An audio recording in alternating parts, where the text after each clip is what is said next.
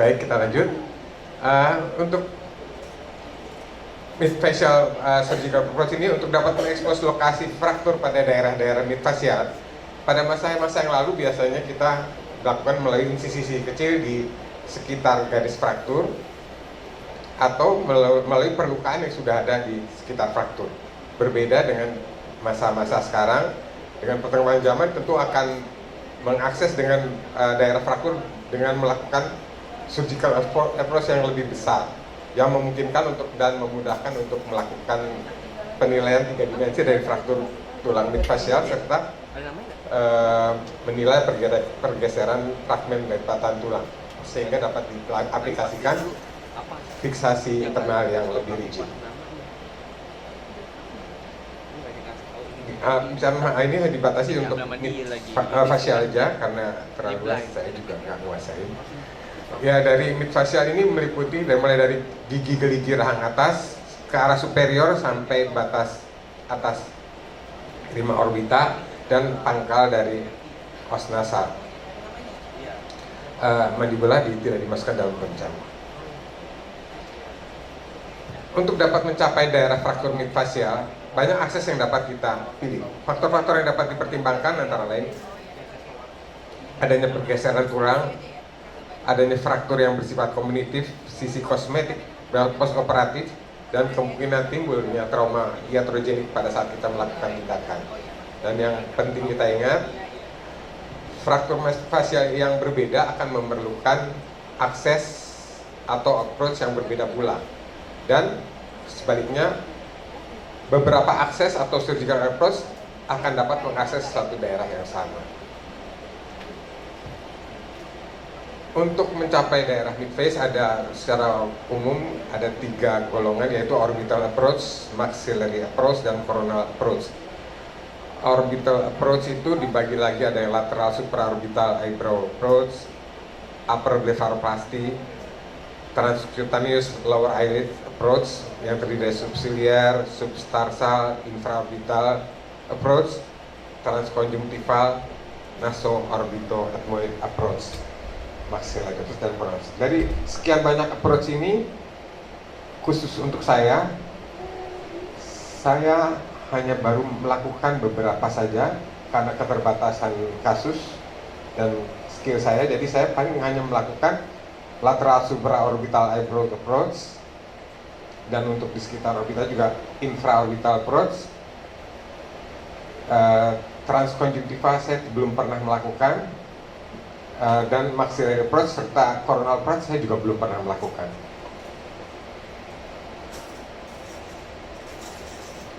Lateral supraorbital approach ini adalah merupakan surgical access yang relatif simpel, dapat dengan mudah mencapai daerah-daerah supra lateral orbital, dan pada jaringan ini umumnya tidak ada struktur neurovaskuler yang berserisiko dan dapat mengakses langsung pada sutura zygomatico-frontal dan zygomatico-maxillar kompleks serta fraktur level 3. Untuk upper blepharoplasty ini insisi yang merupakan akses untuk mencapai daerah supraorbital, supralateral lima orbita dan dari arah kulit dan otot cortex oculi. Insisi ini dilakukan mengikuti lipatan kulit supratarsal sehingga sangat unggul dalam segi estetik. Kalau kita bandingkan antara lateral supraorbital dan blepharoplasty, kekurangan dari lateral eyebrow ini adalah keterbatasan untuk mencapai daerah zygomatico-frontal dan keterbatasan insisi lateral eyebrow untuk mencapai permukaan dalam dinding orbitolateral dan struktura zygomatico-sphenoid. Ada lagi yang kelebihan dari yang blepharoplasty adalah sangat superior untuk dan unggul dalam sisi estetik dan lebih memperluas akses ke rima orbita supralateral. Ada 3 dasar surgical approach transkutan pada kelopak mata bawah, yaitu subciliar, subtarsal, dan infraorbital.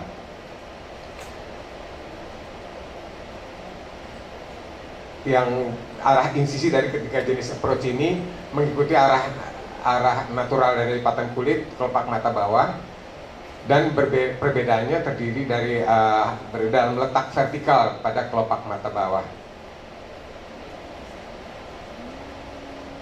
yang mana kalau yang subsiler 1-2 mili di bawah bulu mata, yang subtarsal 2-3 mili di bawah tepi atas otot tarsal inferior, dan infraorbita yang terletak di atas rima orbita, dan kita menginsisi di antara perbatasan kulit pipi yang tebal dan kulit kelopak mata yang tipis. Tindakan ini lebih mudah dilakukan dibanding subsidiar dan subtarsal, tapi secara kosmetik tidak begitu baik. Transkutan lower eyelid approach ini untuk mencapai dasar rongga orbita pasti dan bagian superior dari mid face. Perluasan insisi subsidiar ke arah lateral dapat mengakses seluruh rima orbita dan sutura frontal dan zygomaticus peni.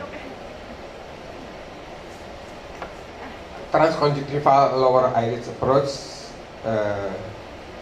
ini tentu baik sekali, tapi mungkin tidak terlalu populer di antara THT karena kita masuk ke arah konjungtiva. Mungkin nanti dari sejawat dokter mata bisa lebih menjelaskan. Tapi yang pasti ini kosmetik pasti akan sangat baik karena jaringan paru tidak akan tampak karena di balik konjungtiva. Dan untuk nasoorbital ethmoid approach biasanya dilakukan kombinasi dari coronal approach, lower eyelid transkutan, transkonjungtival, dan vestibular maxilla.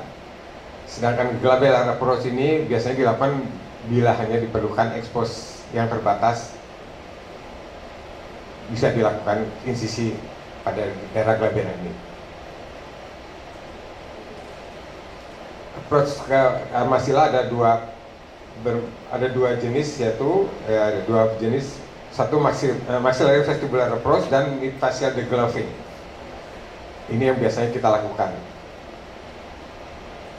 Untuk maxillary vestibular approach ini sangat simple dan aman sepanjang kita tetap mempertahankan deseksi pada lapisan superior. Insisi mukosanya dilakukan kira-kira 35 mili di atas sulcus gingivokal, dilakukan dengan menembus mukosa, submukosa, dan lapisan otot fasial serta dan periosteum. Ini insisi yang nanti juga kita akan praktekkan pada kambing. Dan yang akses vestibular maxilla ini bisa dilakukan secara unilateral maupun bilateral dan dapat mengakses seluruh permukaan depan tulang maxilla, zygomatico maxilla buttress, rima infraorbita, tulang zygoma, dan bagian anterocaudal dari arcus zygoma. Sedangkan mid facial degloving ini approach yang jarang digunakan pada kasus trauma facial. Ini tindakan merupakan kombinasi dari insisi pada vestibular maxilla bilateral dan insisi melingkar kedua nostril, termasuk insisi intercardiagal dan dasar hidung.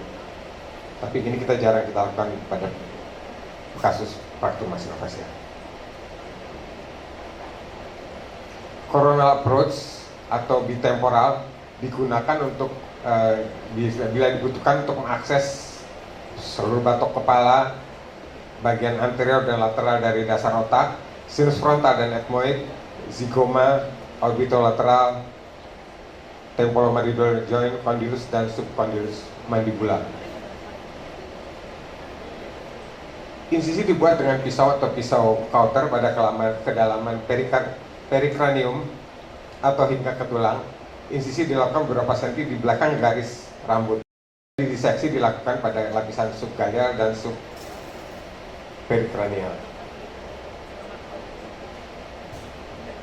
Akses koronal ini membutuhkan waktu lama untuk dapat mengekspos seluruh daerah frontal dengan jumlah perdarahan yang cukup banyak. Seperti saya sampaikan, saya belum pernah melakukan tindakan ini. Ini sangat bermanfaat dalam mengatasi fraktur remaja di sepertiga superior. Dan akses yang didapat cukup luas dengan jaringan parut yang ditimbulkannya akan tersembunyi di balik rambut. Demikian saya cukupkan sampai di sini. Terima kasih banyak atas perhatian.